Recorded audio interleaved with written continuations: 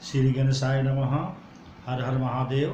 कर्मकांड बाई विभूति नारायण पांडे शास्त्री, महामाया नगरी, अंबिकापुर, छत्तीसगढ़। गीता ज्ञान चैनल में आप सबों का हार्दिक स्वागत है।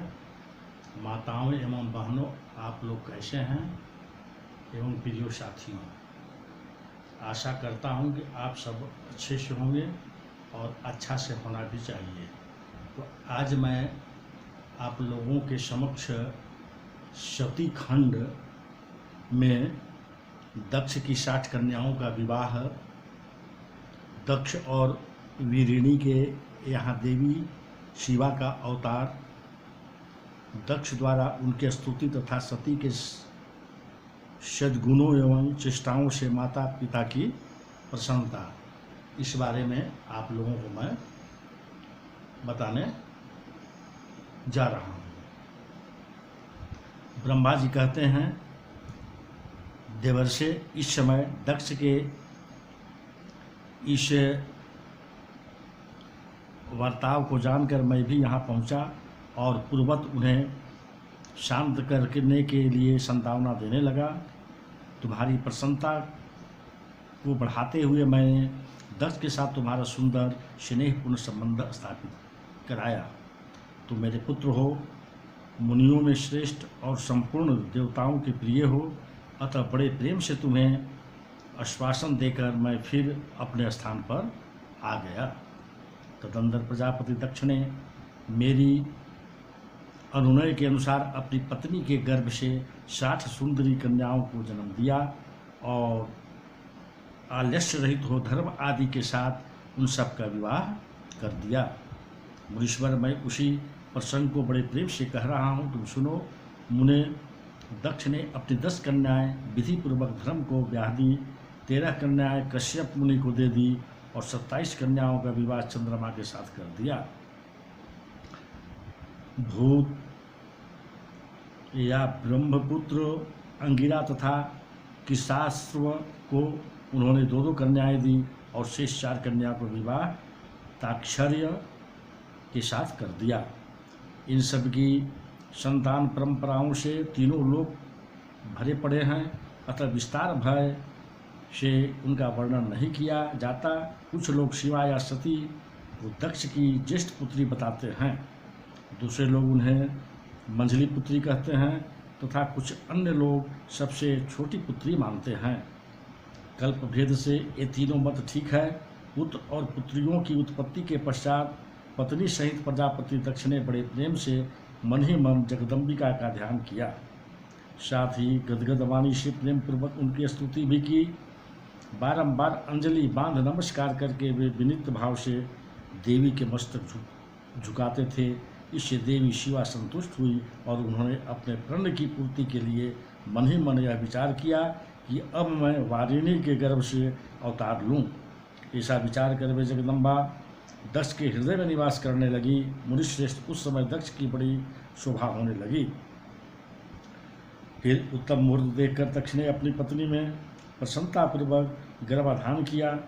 तब दयालु शिवा दक्ष पत्नी के चित्त में निवास करने लगी। उनमें गर्भधारण के सभी चिन्ह प्रकट हो गए। तात उस अवस्था में वारिणी की शोभा बढ़ गई और उसके चित्त में अधिक हर्ष छा गया। भगवती शिवा के निवास के प्रभाव से वीरिणी महामंगल रूपिणी हो गई। दक्ष ने अपने कुल, संप्रदाय, वेद ज्ञान और हार्दिक उत्साह के अनुसार प्रसन्नतापूर्वक कुशमन आदि संस्कार संबंधी श्रेष्ठ क्रियाएं संपन्न की। उन कर्मों के अनुष्ठान के समय महान उत्सव हुआ। प्रजापति ने ब्राह्मण को उनकी इच्छा के अनुसार धन दिया।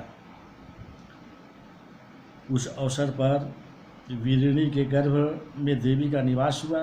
जानकर श्री विष्णु आदि सब देवताओं को बड़ी प्रसन्नता हुई। उन सब ने वहां आकर जगदम्बा का स्तवन किया और समस्त लोगों का उपहार करने वाली देवी शिवा को बारंबार प्रणाम किया। वे सब देवता प्रसन्नचित्त हो दक्ष प्रजापति तथा वीरिणी की भूरी भूरी प्रशंसा करके अपने अपने स्थान को लौट गए। नारद जब 9 महीने बीत गए तब लौकिक गति का निर्वाह कराकर 10वें महीने के पूर्ण होने पर चंद्रमा आदि ग्रहों तथा ताराओं की अनुकूलता से युक्त सुखद मुहूर्त में देवी शिवा शीघ्र ही अपनी माता के सामने प्रकट हुई। उनके अवतार लेते ही प्रजापति दक्ष बड़े प्रसन्न हुए और उन्होंने महान तेज से देवी पेयमान देख उनके मन में यह विश्वास हो गया कि साक्षात शिवा देवी ही मेरी पुत्री के रूप में प्रकट हुई हैं। उस समय आकाश से फूलों की वर्षा होने लगी और मेघ जल बरसने लगे। मुनीश्वर सती के जन्म लेते ही संपूर्ण दिशाओं में तत्काल शांति छा गई। देवता आकाश में खड़े हो मांगलिक बाजे बजाने लगे। अग्निशालाओं की बुझी हुई अग्नियां सहसा प्रज्वलित हो उठी और सब कुछ परम मंगलमय हो गया। वीरिणी के गर्भ से साक्षात जगदम्बा को प्रकट हुई देख दक्ष ने दोनों हाथ जोड़कर नमस्कार किया और बड़े भक्ति भाव से उनकी बड़ी स्तुति की। बुद्धिमान दक्ष की स्तुति करने पर जगत माता शिवा उस समय दक्ष से इस प्रकार बोली जिसे माता वीरिणी न सुन सके। देवी बोली, प्रजापति, तुमने पहले पुत्री रूप में मुझे प्राप्त करने के लिए मेरी आराधना की थी। तुम्हारा वह मनोरथ आज सिद्ध हो गया। अब तुम उस तपस्या के फल को ग्रहण करो। उस समय दक्ष से ऐसा कहकर देवी ने अपनी माया से शिशु रूप धारण कर लिया और शैशव भाव प्रकट करती हुई वे वहाँ रोने लगी। उस बालिका का रोदन सुनकर सभी स्त्रियां और दासियां बड़े वेग से प्रसन्नतापूर्वक वहाँ आ पहुँची। अशिक्री की पुत्री का अलौकिक रूप देखकर उन सभी स्त्रियों का बड़ा हर्ष हुआ। नगर के सब लोग उस समय जय जयकार करने लगे। गीत और वादों के साथ बड़ा भारी उत्साह होने लगा। पुत्री का मनोहर मुख देखकर सबको बड़ी ही प्रसन्नता हुई। दक्ष ने वैदिक और कुलोचित आचार का विधि पूर्वक अनुष्ठान किया। ब्राह्मणों को दान दिया और दूसरों को भी धन बांटा। सब और यथोचित गान और नृत्य होने लगे। भांति भांति के मंगल कीर्तनों के साथ बहुत से बाजे बजने लगे। उस समय दक्ष ने समस्त सद्गुणों की सत्ता से प्रशंसित होने वाली अपनी उस पुत्री का नाम प्रसन्नतापूर्वक उमा रखा। तदंतर संसार में लोगों की ओर से उसके और भी नाम प्रचलित किए गए जो सबके सब महान मंगलदायक तथा विशेषतः समस्त दुखों का नाश करने वाले हैं। वीरिणी और महात्मा दक्ष अपनी पुत्री का पालन करने लगे तथा वह शुक्ल पक्ष की चंद्रकला के समान दिनों दिन बढ़ने लगी। द्विज श्रेष्ठ बालावस्था में भी समस्त उत्तमोत्तम गुण उसमें उसी तरह प्रवेश करने लगे जैसे शुक्ल पक्ष के बाल चंद्रमा भी समस्त मनोहरिणी कलाएँ प्रविष्ट हो जाती है। दक्ष कन्या सती सखियों के बीच बैठी बैठी जब अपने भाव में निमग्न होती थी तब बारंबार भगवान शिव की मूर्ति को चिंतित करने लगती थी। मंगलमयी सती जब बाल योचित सुंदर गीत गाती तब स्थानु एवं हर एवं रुद्र नाम लेकर समर शत्रु शिव का स्मरण किया करती थी। सती की तपस्या से संतुष्ट देवताओं का कैलाश में जाकर भगवान शिव का स्तमन करना। ब्रह्मा जी कहते हैं, नारद, एक दिन मैंने तुम्हारे साथ जाकर पिता के पास खड़ी हुई सती को देखा। वह तीनों लोगों की सारभूता सुंदरी थी। उसके पिता ने मुझे नमस्कार करके तुम्हारा भी सत्कार किया। यह देख लोक लीला का अनुसरण करने वाली सती ने भक्ति और प्रसन्नता के साथ मुझको और तुमको भी प्रणाम किया। नारद तदंतर सती को और देखते हुए हम और तुम दक्ष के दिए हुए शुभ आसन पर बैठ गए। तत्पश्चात मैंने उस विनयशीला बालिका से कहा, सती जो केवल तुम्हें ही चाहते हैं और तुम्हारे मन में भी एकमात्र जिनकी ही कामना है, उन्हीं सर्वज्ञ जगदीश्वर महादेव जी को तुम पति रूप में प्राप्त करो। सुबह जो तुम्हारे सिवा दूसरी किसी स्त्री को पत्नी रूप में न तो ग्रहण कर सके हैं, न करते हैं और न भविष्य में ही ग्रहण करेंगे, वही भगवान शिव तुम्हारे पति हों। वे तुम्हारे ही योग्य हैं, दूसरे के नहीं। नारद सती के ऐसा कहकर मैं दक्ष के घर में देर तक ठहरा रहा। फिर उसने विदा ले मैं और तुम दोनों अपने अपने स्थान को चले आए। मेरी बात को सुनकर दक्ष को बड़ी प्रसन्नता हुई। उनकी सारी मानसिकता चिंता दूर हो गई और उन्होंने अपनी पुत्री को परमेश्वरी समझकर गोद में उठा लिया। इस प्रकार कुमारोचित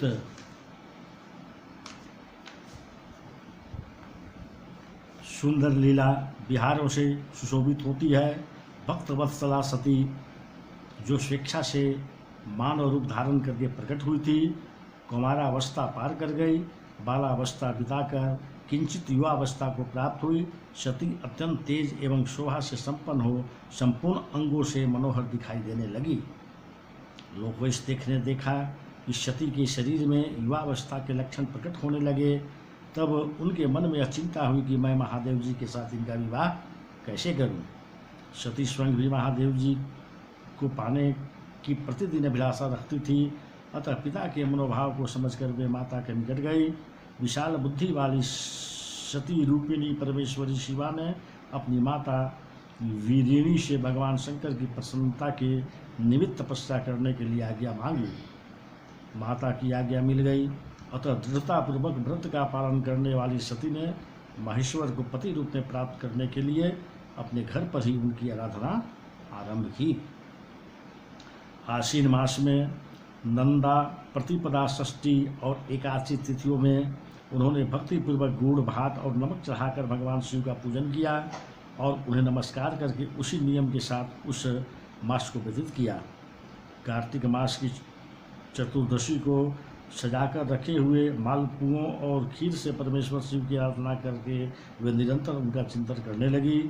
मार्गशीर्ष मास के कृष्ण पक्ष की अष्टमी तिथि को तिल, जौ और चावल से हर की पूजा करके ज्योतिर्मय दीप दिखाकर अथवा आरती करके सती दिन बिताती थी।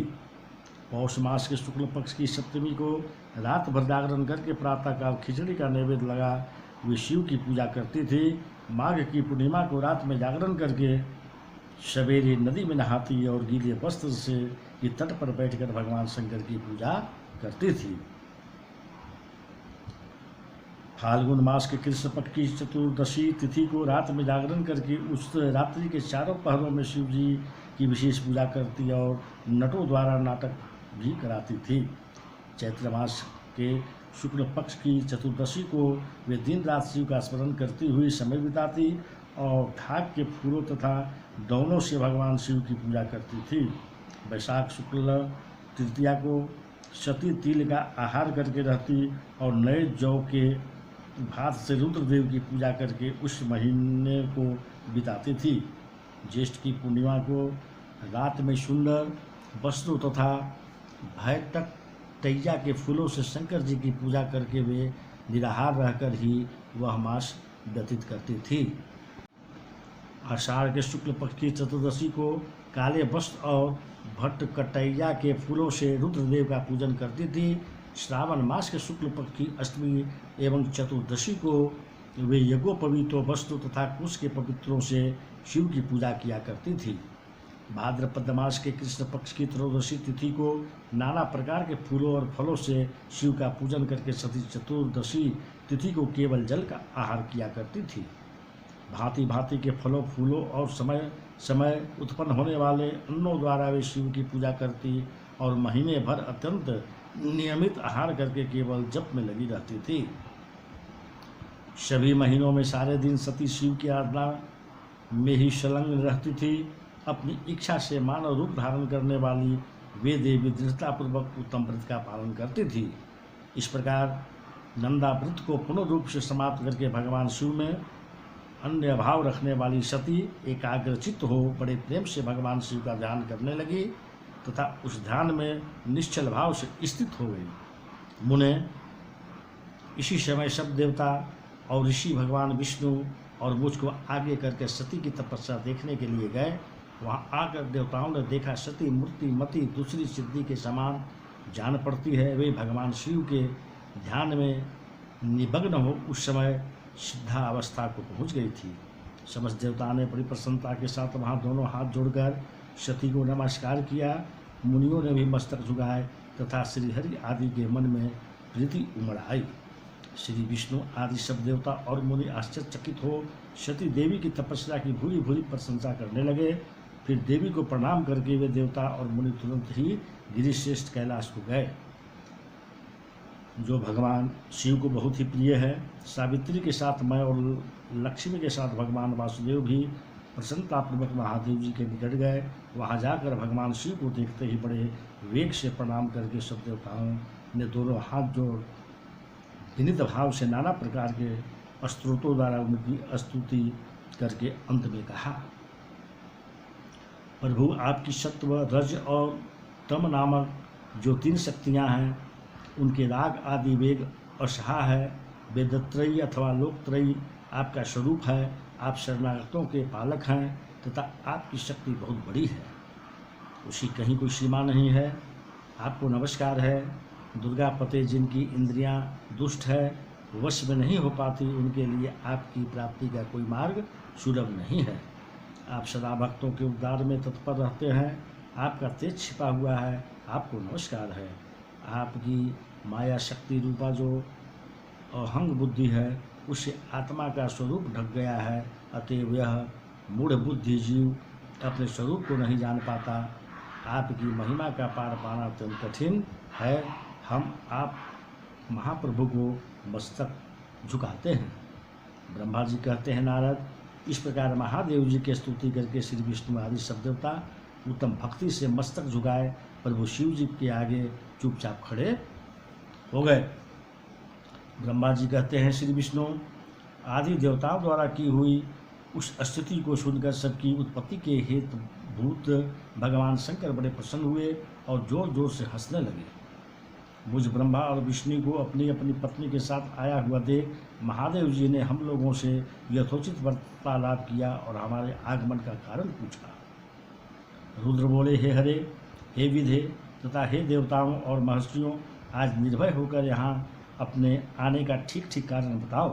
तुम लोग किस लिए यहाँ आए हो और कौन सा कार्य आप पड़ा है, वह सब मैं सुनना चाहता हूँ, क्योंकि तुम्हारे द्वारा की गई स्तुति से मेरा मन बहुत प्रसन्न है।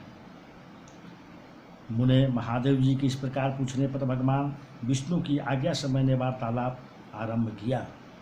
मुझ ब्रह्मा ने कहा, देव देव महादेव करुणासार प्रभु, हम दोनों इन देवताओं और ऋषियों के साथ जिस उद्देश्य से आए हैं उसे सुनिए।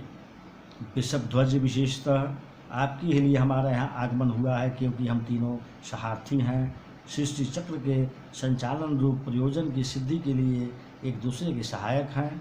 सहार्थी को सदा परस्पर यथा योग्य सहयोग करना चाहिए, अन्यथा यह जगत टिक नहीं सकता। महेश्वर, कुछ ऐसे असुर उत्पन्न होंगे जो मेरे हाथ से मारे जाएंगे, कुछ भगवान विष्णु के और कुछ आपके हाथों नष्ट होंगे। महाप्रभु, कुछ असुर ऐसे होंगे जो आपके वीर से उत्पन्न हुए पुत्र के हाथ से ही मारे जाएंगे। प्रभु, कभी कोई निर्दय ही असुर ऐसे होंगे जो माया के हाथों द्वारा वध की प्राप्ति होंगे। आप भगवान शंकर की कृपा से ही देवताओं को सदा उत्तम सुख प्राप्त होगा। घोर असुरों का विनाश करके आप जगत को सदा स्वास्थ्य एवं अभय प्रदान करेंगे, अथवा यह भी संभव है कि आपके हाथ से कोई भी असुर न मारे जाएं, क्योंकि आप सदा योग युक्त रहते हुए राग द्वेष से रहित हैं तथा एकमात्र करने में लगे रहते हैं। इस यदि वे असुर भी अपराजित हों, आपकी दया से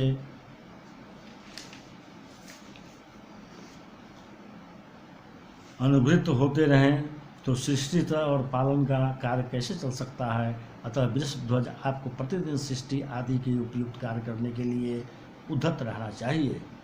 यदि सृष्टि पालन और संहार रूप कर्म न करने हों, तब तो हमने माया से जो भिन्न भिन्न शरीर धारण किए हैं उनकी कोई उपयोगिता अथवा औचित्य ही नहीं है। वास्तव में हम तीनों एक ही कार्य के भेद से भिन्न भिन्न देह धारण करके स्थित हैं। यदि कार्य भेद न सिद्ध हो तब तो हमारे रूप भेद का कोई प्रयोजन ही नहीं है। देव एक ही परमात्मा महेश्वर 3 स्वरूपों में अभिव्यक्त हुए हैं। इस रूप भेद में उनकी अपनी माया ही कारण है। वास्तव में प्रभु स्वतंत्र हैं। वे लीला उद्देश्य से वे सृष्टि आदि कार्य करते हैं। भगवान हरि उनके बाएं अंश के प्रकट हुए हैं, मैं ब्रह्मा उनके दाएं अंश से प्रकट हुआ हूँ, और आप रुद्रदेव उन सदा शिव के हृदय से आविर्भूत हुए हैं। अतः आप ही शिव के पूर्ण रूप हैं। प्रभु, इस प्रकार अभिन्न रूप होते हुए भी हम 3 रूपों में प्रकट हैं। सनातन देव, हम तीनों उन्हीं भगवान सदाशिव और शिवा के पुत्र हैं।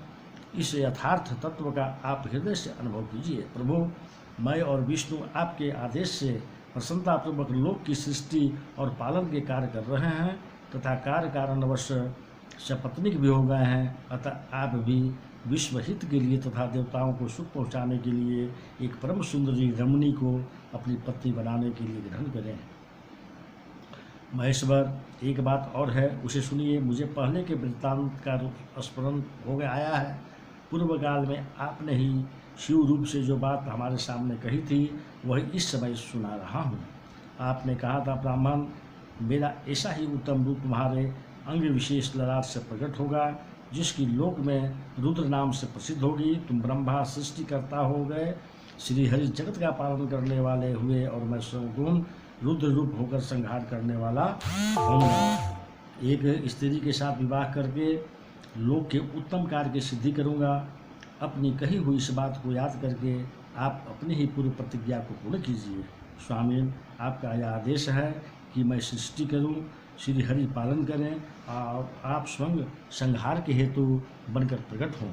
सो आप साक्षात शिव ही संहारक करता हैं। आपके बिना हम दोनों अपना अपना कार्य करने में समर्थ नहीं हैं। अतः आप एक ऐसी कामनी को स्वीकार करें जो लोकहित के कार्य में तत्पर रहे। संभव जैसे लक्ष्मी भगवान विष्णु की और सावित्री मेरी सहधर्मिणी है, उसी प्रकार आप इस समय अपनी जीवन सहचरी रानवल्लभा के ग्रहण करें। मेरी यह बात सुनकर लोकेश्वर महादेव जी के मुख पर मुस्कुराहट दौड़ गई। वे श्री हरि के सामने मुझसे इस प्रकार बोले। ईश्वर ने कहा, ब्राह्मण हरे, तुम दोनों मुझे सदा ही अत्यंत प्रिय हो। तुम दोनों को देखकर मुझे बड़ा आनंद मिलता है। तुम लोग समस्त देवताओं में श्रेष्ठ तथा त्रिलोक की स्वामी हो। लोकहित के कार्य में मन लगाए रहने वाले तुम दोनों को वचन मेरी दृष्टि से अत्यंत गौरवपूर्ण है। किंतु सूर्यश्रेष्ठगण, मेरे लिए विवाह करना उचित नहीं होगा, क्योंकि मैं तपस्या में संलग्न रहकर सदा संसार से विरक्त ही रहता हूँ और योगी के रूप में मेरी प्रसिद्धि है, जो निवृत्ति के सुंदर मार्ग पर स्थित है, अपने आत्मा में ही रमन करता, आनंद मानता, निरंजन है, जिसका शरीर अवधूत है, जो ज्ञानी, आत्मदर्शी और कामना से शून्य है, जिसके मन में कोई विचार नहीं है, जो भोगों से दूर रहता है तथा जो सदा अपवित्र और अमंगल वेशधारी है, उसे संसार में कामनी से क्या प्रयोजन है? यह इस समय मुझे बताओ तो सही। मुझे तो सदा केवल योग से लगे रहने पर ही आनंद आता है। ज्ञानहीन पुरुष की योग को छोड़कर भोग को अधिक महत्व देता है। संसार में विवाह करना पराय बंधन में बंधना है, इसे बहुत बड़ा बंधन समझना चाहिए। इसलिए मैं सत्य सत्य कहता हूँ, विवाह के लिए मेरे मन में थोड़ी सी भी अभिरुचि नहीं है। आत्मा ही अपना उत्तम अर्थ या स्वार्थ है, उसका भली भांति चिंतन करने के लिए मेरी लौकिक स्वार्थ में प्रवृत्ति नहीं होती। तथापि जगत के हित के लिए तुमने जो कुछ कहा है उसे करूँगा। तुम्हारे वचन को गरिष्ठ मानकर अथवा अपनी कही हुई बात को पूर्ण करने के लिए मैं अवश्य विवाह करूँगा, क्योंकि मैं सदा भक्तों के वश में रहता हूँ। परंतु मैं जैसी नारी को प्रिय पत्नी के रूप में ग्रहण करूँगा और जैसी शर्त के साथ करूँगा उसे सुनो। अरे ब्राह्मण, मैं जो कुछ कहता हूँ वह सर्वथा उचित ही है। जो नारी मेरे तेज को विभागपूर्वक ग्रहण कर सके, जो योगिनी तथा इच्छानुसार रूप धारण करने वाली हो, उसी को तुम पत्नी बनाने के लिए मुझे बताओ। जब मैं योग में तत्पर रहूँ तब उसे भी योगिनी बनकर रहना होगा, और जब मैं काम शक्त हूँ तब उसे भी कामनी के रूप में ही मेरे पास रहना होगा। वेदवेत्ता विद्वान जिन्हें अविनाशी बतलाते हैं, उन ज्योति स्वरूप सनातन शिव का मैं सदा चिंतन करता हूँ और करता रहूँगा। ब्राह्मण, उन सदाशिव के चिंतन में जब मैं न लगा हूँ तभी उस भावनी के साथ मैं समागम कर सकता हूँ। जो मेरे शिव चिंतन में विघ्न डालने वाली होगी वह जीवित नहीं रह सकती, उसे अपने जीवन से हाथ धोना पड़ेगा। तुम विष्णु और मैं तीनों ही ब्रह्मारूप शिव के अंशभूत हैं, अतः महाभागगण हमारे लिए उनका निरंतर चिंतन करना ही उचित है।